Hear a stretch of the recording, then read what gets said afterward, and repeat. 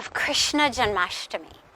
It's the day that Bhagwan Krishna appeared on earth in the form of this divine being on earth in order to bring light to the darkness, in order to gift us, not only those who were alive at that time, but all of us since then, the sacred and divine darshan.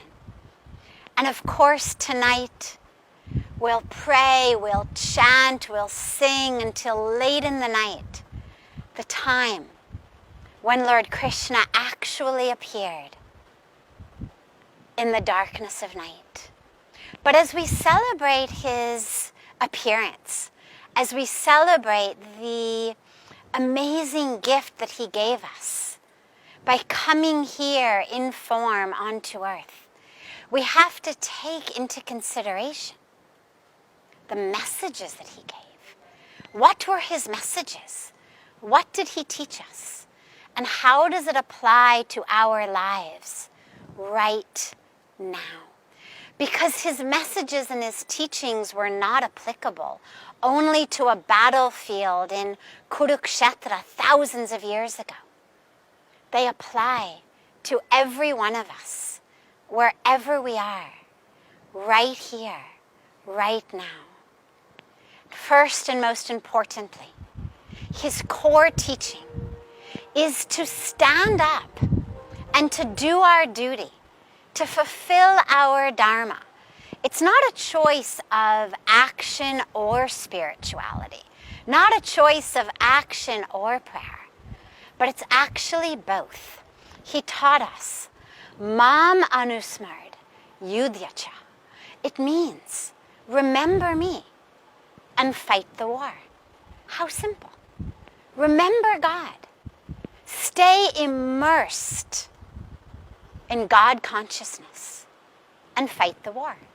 Do your duty. Fulfill your dharma. Stand up. And stand up how? Fearlessly. Abhayam. Fearlessness is this core teaching of the Bhagavad Gita. But not fearlessness in a reckless sort of way. Not fearlessness in a lack of caring sort of way.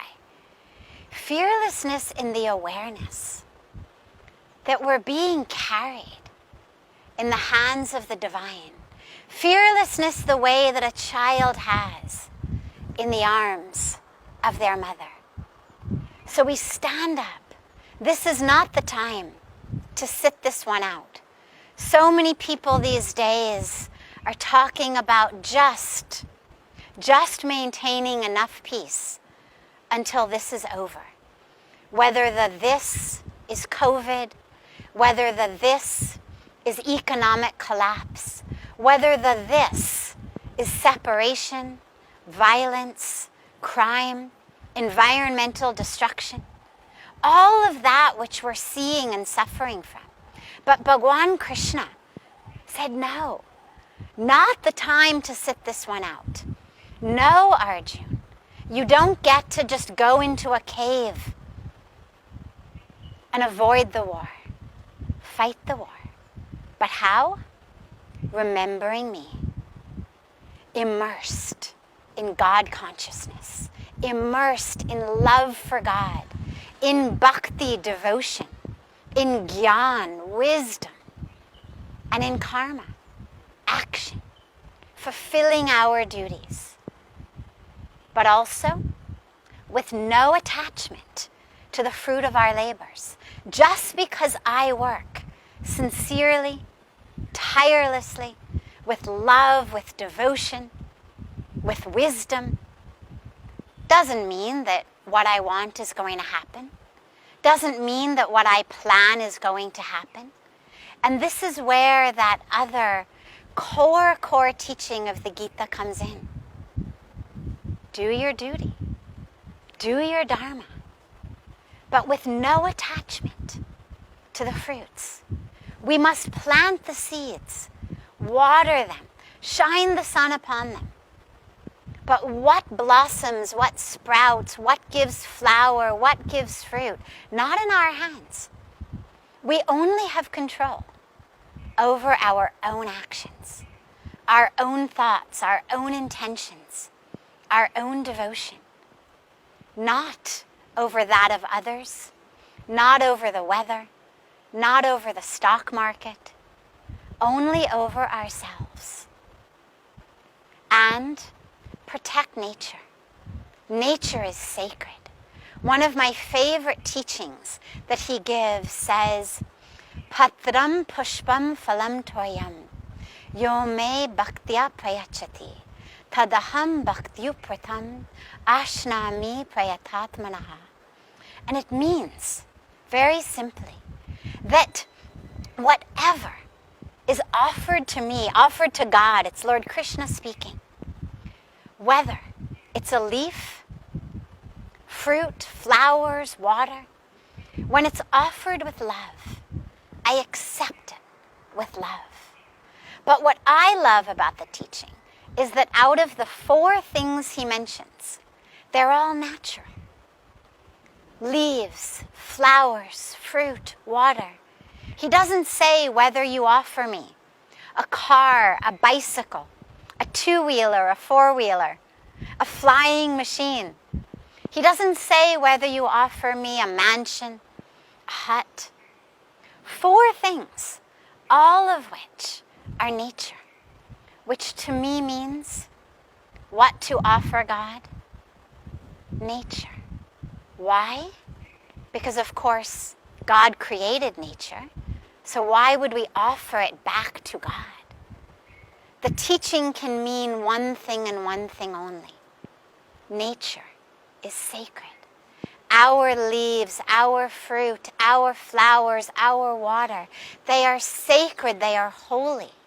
They are that which is worthy of being offered unto God.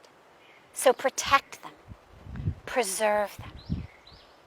And lastly, on this sacred day, there's so many teachings, so many exquisite teachings that books and courses and degrees are rooted just in these teachings. But I'll give just one more. On the beautiful day that Bhagwan Krishna came on earth, when we want to give him something, some gift, some something, what does he tell us? He tells us, Yat karoshi yadashnasi, yaj jahoshi dadasiyat, yat tapasyasi konteya, tat kurushwa madarpanam. It means, whatever you do, whatever you do, whatever you eat, whatever you perform, whatever you give, whatever you offer, everything you do, offer it to me.